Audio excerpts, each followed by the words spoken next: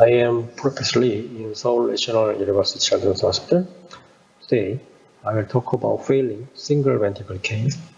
This patient was mainly managed by pediatric cardiologist Song Kim and pediatric cardiac surgeon Chang Lee in Seoul Hospital. I'm sorry I could not attend by another schedule. After presentation, please discuss with Song Kim and Chang Lee for this patient. Today's case was 39 months old female. And body weight was 14.2 kg. In Lumia, oxygen saturation was 75%. Patient showed good activity and near functional class 1. Original diagnosis was hypoplastic left heart syndrome with a small left ventricle, and significant tricuspid valve regurgitation, and small aortic valve, and small aortic arch. Initial aortic annulus was 4.7 mm and arch-isthmus diameter was only 3 mm. She underwent two-time open surgery. At 8 days old, she underwent modified node operation and tricuspid repair and RVTPA condo operation. After operation, respiratory ventilator weaning was achieved 11 post-op per day. 3 months later, echo showed a grade 2 tricuspid regurgitation. After that, at 3 months old, she underwent bilateral BCPS and conduit bending operation. 2 months later, after second operation, echo showed a grade 2 or 3 tricuspid regurgitation. When she visited Seoul Hospital, mitral valve annulus was 13 mm, and HG score was minus 2.4. Tricuspid grade was 3, and mainly tricuspid valve showed a restrictive septal leaflet motion and prolapsed posterior leaflet. Enlarged coronary size by the NSVC made mitral valve inflow restriction. RVTPA conduit flow did not visualize in echocardiography. In first chamber view, you can see the small left ventricle, and ventricular contraction was good.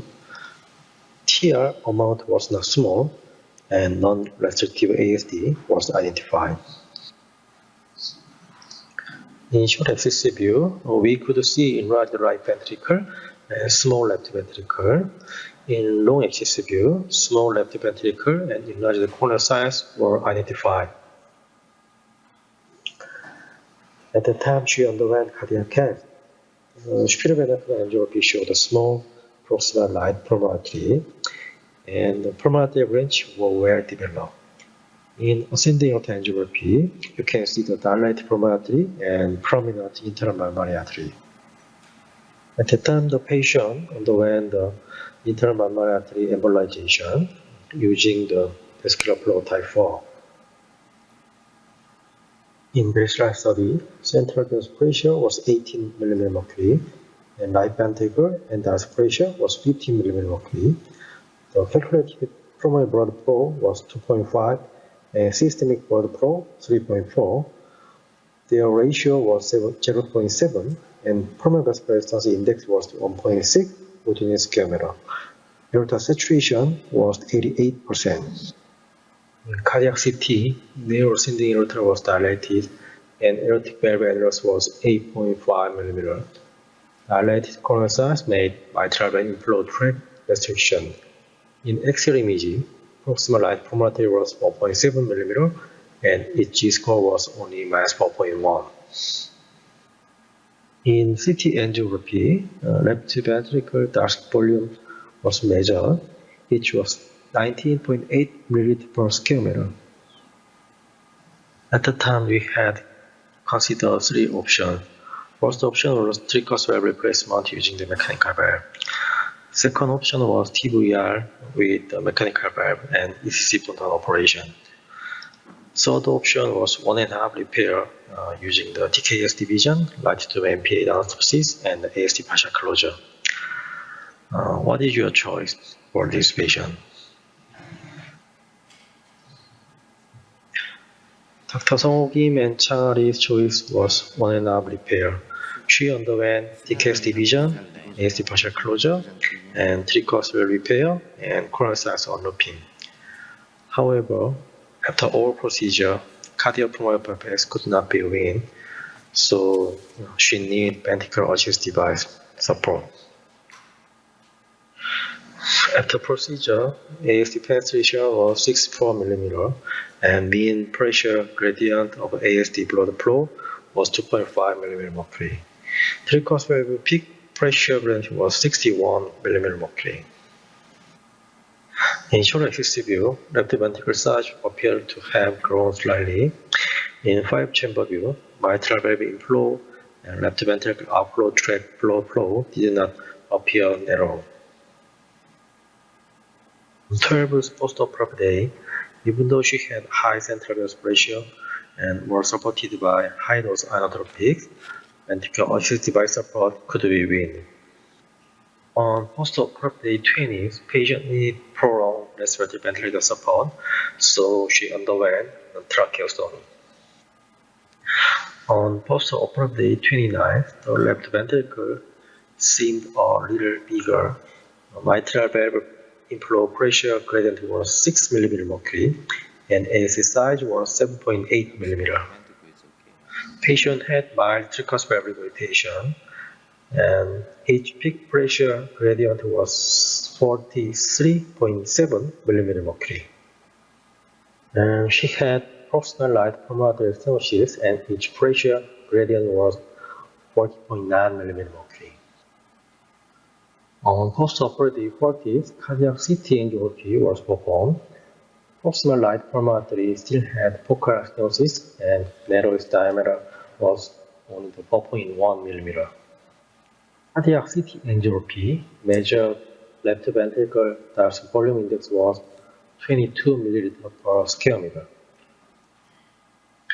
On post-operative day 41st, using 10x19 peripheral stent, proximal RPA stent insertion was performed. In baseline study, right ventricle end diastolic pressure was 21 mmHg, and superior vena cava and pulmonary pressure was 29 mmHg. Before right pulmonary stent insertion, pressure gradient on right pulmonary was 24 mmHg, and after stent insertion, pressure gradient was decreased to only 7 mmHg. In left ventricle angiography, LV size appeared to be more grown, and LV outflow tract did not have significant pressure gradient. In post-operative day 81st echocardiography, ASD penetration was 6 mm. The amount of tricuspid valve regurgitation was grade 2 and pressure gradient was 45 mmHg. Mitral valve inflow in pressure gradient was 9 mmHg and left atrium was dilated severely. Ventricular contraction was good and LV outflow tract did not show stenosis. On post-operative day 88, she could be transferred to general ward with home ventilator. At that time, she still had cardiomegaly on chest X-ray and facial edema appearance. This figure showed her clinical course. At 39 months old, patient with small left ventricle and significant TR underwent 1.5 repair.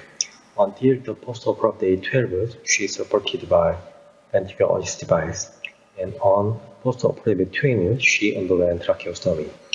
On POD 41st, she underwent RPA stent insertion and could be transferred to general ward on post-operative 88. After that, many events were developed in this patient. 47 months old, she underwent right pulmonary stent balloon using the 12th peripheral balloon. At that time, the superior vena cava pressure was 41 mmHg and IVC pressure was 29 and LV pressure was 30.5 and LV EDP was 22 mmHg. Mitral valve inflow pressure gradient was 8.5 mmHg. RPA stent was dilated with a pressure gradient by peripheral balloon. Inferior vena cava angiography showed dilated inferior vena cava and hepatic vein. 47 months old, she underwent mitral valve replacement with mechanical valve in supraannular position and ASD narrowing to 5 mm. At 53 months old, she showed facial edema and decreased urine output and decreased albumin level. After that, she was diagnosed as protein-losing enteropathy. So she was managed by subcutaneous heparin and diuretics and sildenafil. At that time, she underwent additional cardiac catheterization. Even though superior cava and pulmonary mean pressure was 31 mmHg and LA pressure was 22, SBC flow drained to inferior vena cava by arterial vein, collateral vein, and LV endothelial pressure was 10 mmHg, and mitral valve mean pressure gradient was about 10 mmHg. In angiography, bilateral superior vena cava flow drained to inferior vena cava by the arterial vein and the collateral vein. At 54 months old, she underwent mitral valve replacement using catheter tissue valve and PCPS takedown. So anastomosis right superior vena cava to right atrial auricle was performed. After mitral valve replacement using tissue valve, mitral valve inflow pressure gradient was increased gradually.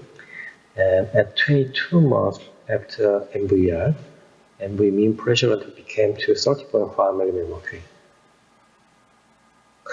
And the large redundant mass on tissue valve posterior side was identified. After that, she underwent left atrial thrombectomy and redo MVR using mechanical valve. After redo MVR, the amount of TR was moderate, and peak pressure of TR was 34 mmHg. The mean pressure of mechanical mitral valve was 4.6 mmHg. Even though after all procedure, she showed a stable condition, protein-losing enteropathy was aggravated, and she was transferred to other hospital for considering heart transplantation. Summary: 3-year-old girl with hyperproliferative syndrome, severe TR, and no PTA was transferred from other hospital, and she still had significant recursive rehabilitation. In past medical history, she underwent modified node and bilateral versatile BCPL. Therefore, she underwent on and off repair in Sejong Hospital.